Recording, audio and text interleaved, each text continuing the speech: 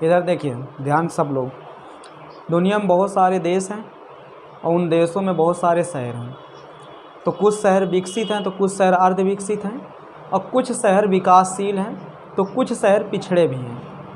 तो जैसे अगर हम भारत की बात करें अपने, तो हमारे भारत में बहुत ऐसे शहर हैं जो विकसित की कैटेगरी में आते हैं, और कुछ शहर भारत के ऐसे हैं जो विकासशील की कैटेगरी में आते हैं, और कुछ पिछड़े के, जैसे कि मुंबई है, कोलकाता, चेन्नई, दिल्ली, ये विकसित की कैटेगरी में आते हैं। जैसे कि हमारा कानपुर है, लखनऊ है, और क्या कहते हैं इलाहाबाद है, ये सब विकासशील की कैटेगरी में आते हैं।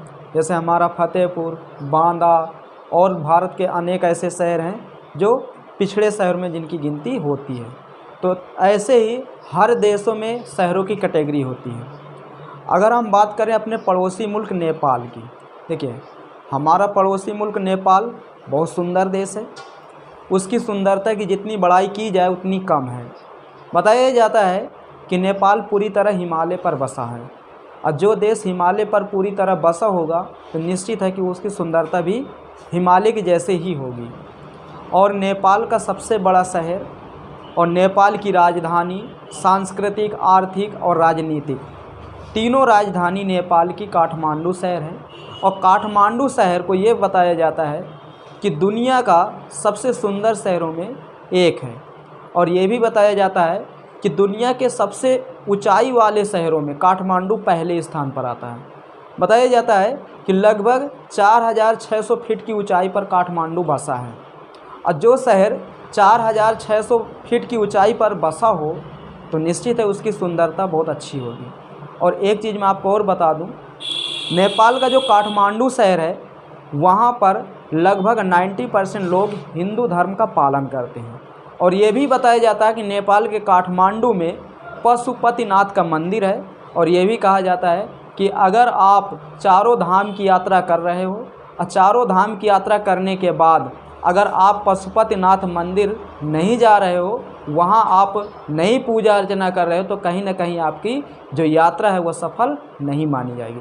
जिस तरह इस्लाम में बताया जाता है कि प्रत्येक मुसलमान को अपने जीवन काल में एक बार हज की यात्रा करना अनिवार्य है, तो वैसे ही हमारे हिंदू धर्म में अगर हम हिंदू धर्म में जन्म लिए हैं तो हमारा भी कर्तव्य है कि एक बार चारों धाम की यात्रा करें और नेपाल के पशुपतिनाथ मंदिर में जाएं।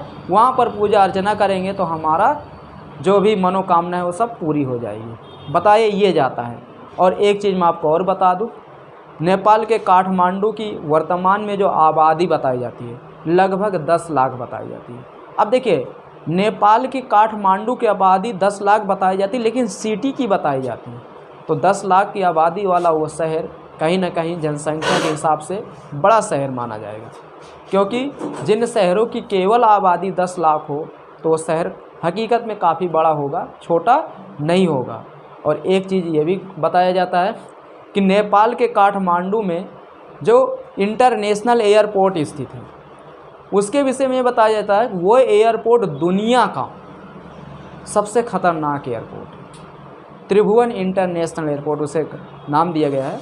और त्रिभुवन इंटरनेशनल जो एयरपोर्ट है दुनिया का सबसे खतरनाक एयरपोर्ट है। मतलब उससे ज़्यादा दुनिया में कोई एयरपोर्ट खतरनाक है ही नहीं। वहाँ पर लैंडिंग कराना और फिर ऊपर उड़ना, नीचे आना, ये समझिए कि आम पायलट के बस का नहीं है। जो पायलट हकीकत में ईमानदारी से ठीक ठाक काम किए हैं, ट्रेंड हैं, वही पायलट वहाँ पर प्लेन को लैंड करा सकते हैं, बाकी सबका बस का नहीं है। क्योंकि जहाँ पर नेपाल का काठमांडू शहर बसा हुआ है वो पूरी तरह क्या पहाड़ी और पर्वती है, ठीक है। और जहाँ पर पूरी तरह पहाड़ी, पर्वती, पठारी क्षेत्र हो तो वहाँ पर समतल ज़मीन नहीं है। तो जब समतल ज़मीन कम होगी और वहाँ पर एयरपोर्ट बनाया गया और फिर लैंड कराने को, तो दिमाग की बात है, सबके बस की बात नहीं है, ठीक है। तो दुनिया का सबसे खतरनाक जो एयरपोर्ट है वो नेपाल के काठमांडू में है, जिसे क्या नाम दिया गया है, त्रिभुवन इंटरनेशनल एयरपोर्ट, मतलब त्रिभुवन अंतर्राष्ट्रीय हवाई अड्डा। चलिए आप आगे देखिए, ये जो आप देख रहे हैं इमेज, ठीक है, ये वीडियो के माध्यम से मैं आपको दिखाने का प्रयास कर रहा हूँ। तो ये वीडियो के माध्यम से ये नेपाल के काठमांडू शहर की हिस्सी है, ठीक है। तो आप देख सकते हैं कि इन गाड़ियों की दौड़, सड़कें, बिल्डिंगें सब आप देख रहे हैं, तो कहीं ना कहीं हमारे भारत से मिलता जुलता है कि नहीं। देखिए नेपाल तो हम जा नहीं सकते, तो कम से कम इन वीडियो के माध्यम से हम उस देश की छवि, उस देश की इमेज को देख सकते हैं, है ना।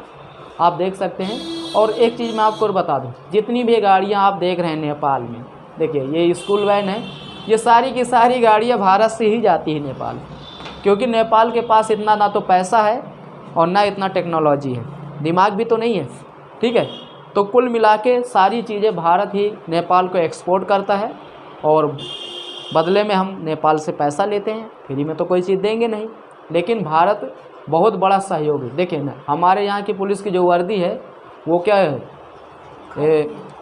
खाकी है, लेकिन यहाँ की जो पुलिस की वर्दी है वो क्या है, देखिए हमारे जो ट्रैफिक पुलिस होते हैं उनकी वाइट रहती है, ठीक है, लेकिन जो ऐसे वो जो आप लोगों को, हम लोगों को पकड़ती है, उनकी जो वर्दी वो खाकी रहती है, लेकिन यहाँ की पुलिस की जो वर्दी है वो ब्लू कलर की रहती है।